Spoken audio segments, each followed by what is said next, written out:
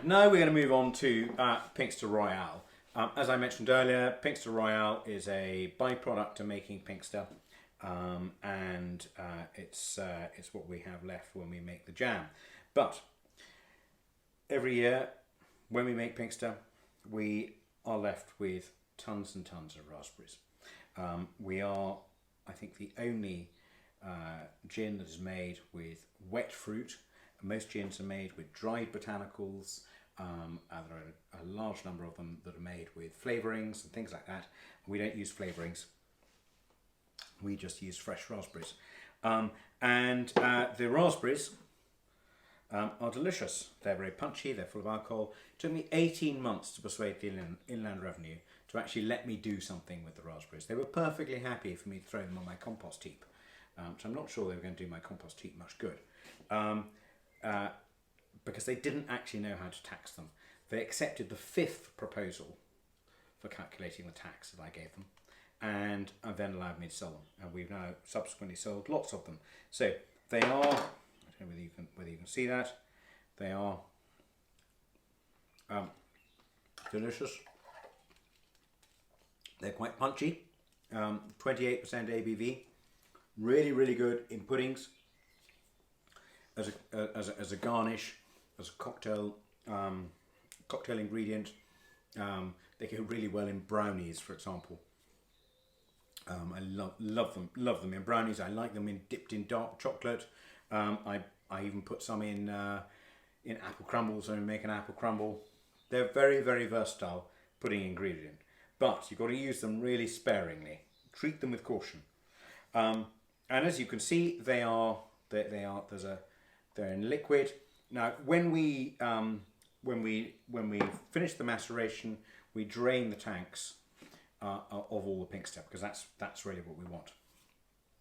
We then take the raspberries out, and we put them into 25-litre food grade plastic buckets, and at that stage they're dry. When we come in the next day, there is a liquid line around the bucket.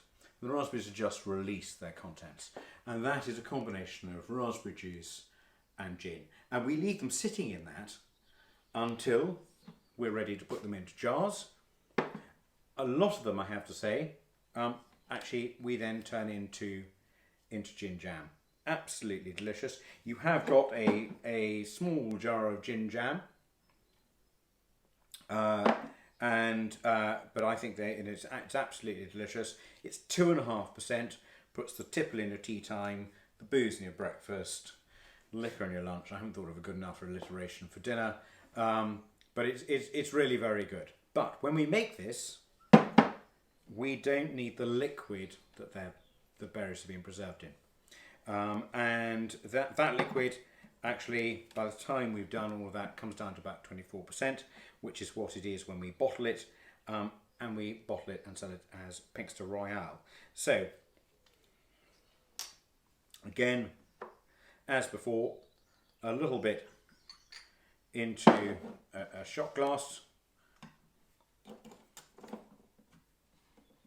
As you can see, it's a very, very intense raspberry red colour. And when you smell it, you get very, very strong, intense raspberry notes on the nose.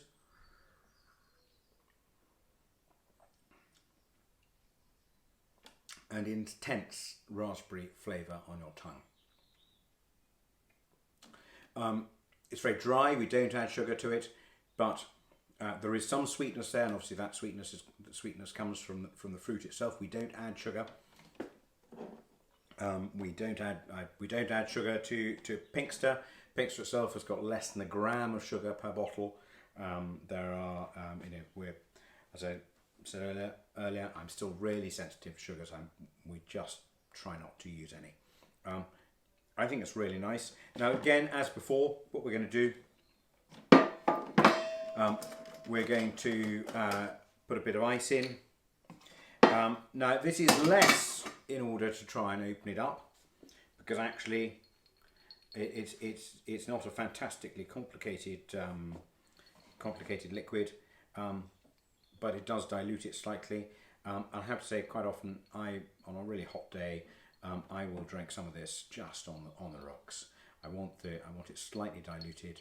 I'll add either tonic or mineral water to it if I really want to have a very low calorie drink. I think it's really nice. However, it is, it's a really strong raspberry flavour. Very refreshing drink.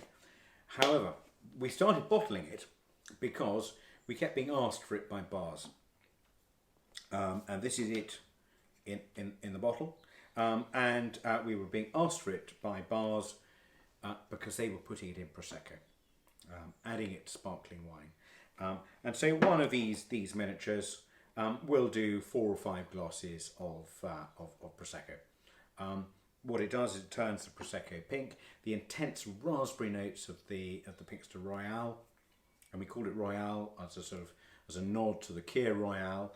But the intense raspberry notes work so well with the pear notes of Prosecco. It really is a really good combination. But unlike adding cassis or Kir or something else like that, there's no added sugar. There's more than enough sugar already in sparkling wine. You do not need to go adding an extra layer of sugar. So this is a very, very low sugar addition. Works really well. Well worth trying. If you drink Prosecco, do try it with Pinkster Royale. I think it dramatically improves pretty much any Prosecco that you get. So that is it on Pinkster Royale. This is available from Cambridge Wines, and I hope you enjoy it. So we'll then move on to the next one.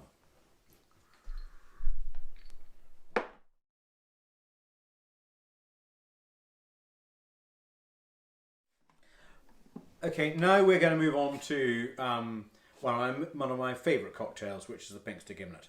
Now, when we've tasted it, I'm going to show you how to make it, but first of all, we're going to taste it. And this is a combination of Pinkster gin, sugar syrup, lime juice, and Pinkster Royale, which, as I said, makes a really good cocktail ingredient. So, what we're going to do is open it up, pour some into the glass, and as we've done before, smell it. Now you should, on the nose, get a very, very strong smell of lime. Then when you taste it, you should also get lime, but you should get raspberries. You should get the juniper is very faint, but then what we're going to do, as before, is we're going to add a little bit of ice to it. And I have to say, when I do this, when I make this at home, and I serve this at home, I serve it in a wine glass filled with ice. So I also, at home, I top this up with mineral water, sparkling mineral water.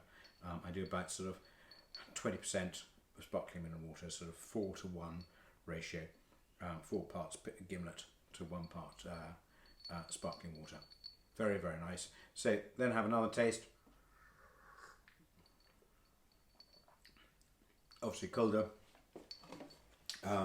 We garnish it with slices of lime. I think it's absolutely delicious. And the best thing is that it can be pre-made. You don't need to spend all evening with a cocktail shaker trying to make massive drinks. You can do the whole lot in advance and then pour it from the bottle into wine glasses filled with ice. So let me show you how to do that. I really like that. I think it's a really, really refreshing and easy to make cocktail. So what I tend to do is I use empty bottles of Pinkster, and then with a funnel,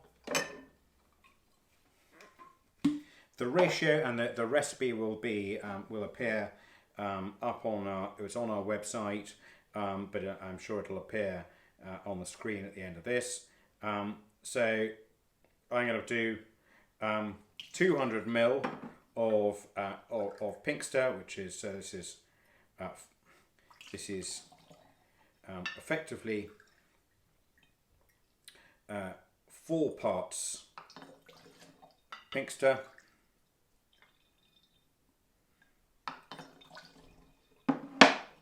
I'm going to add 50 ml of Royale,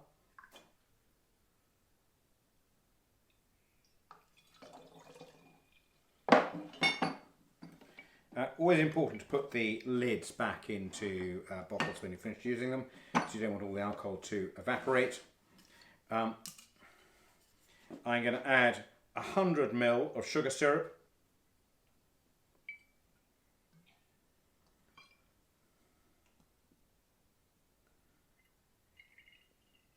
So it's 2 parts sugar syrup. And then I'm going to add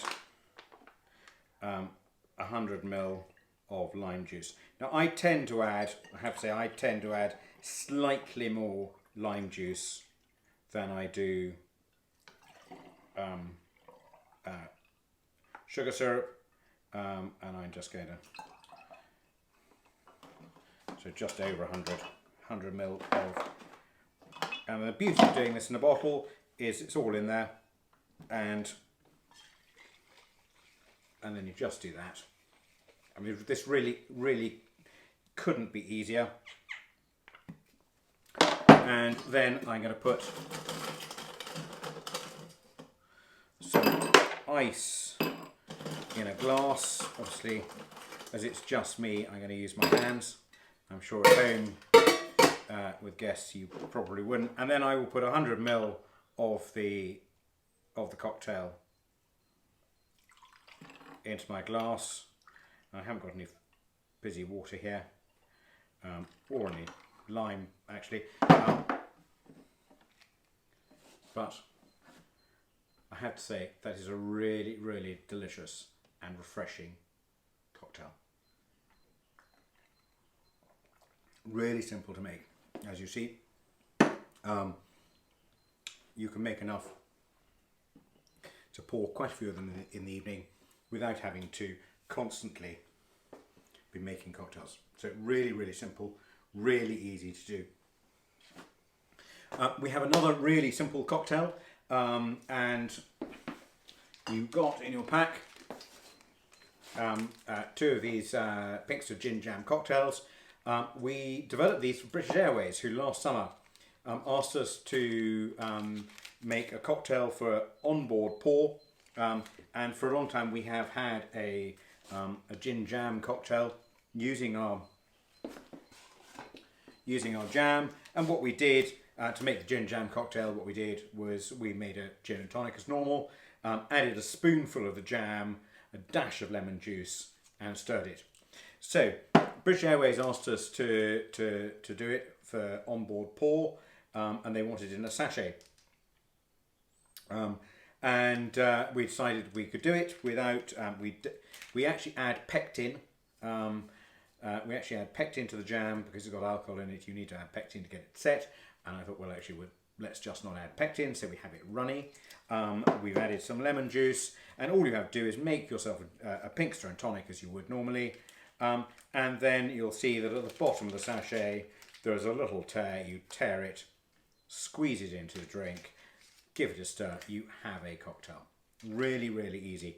Also makes a really good mocktail. So if you're the designated driver of the evening, not that anybody is going anywhere at the moment in lockdown, but you know, if you want a tasty drink in the evening, you're bored with just mineral water, and you're trying to stay off the sauce, this makes a really good mocktail.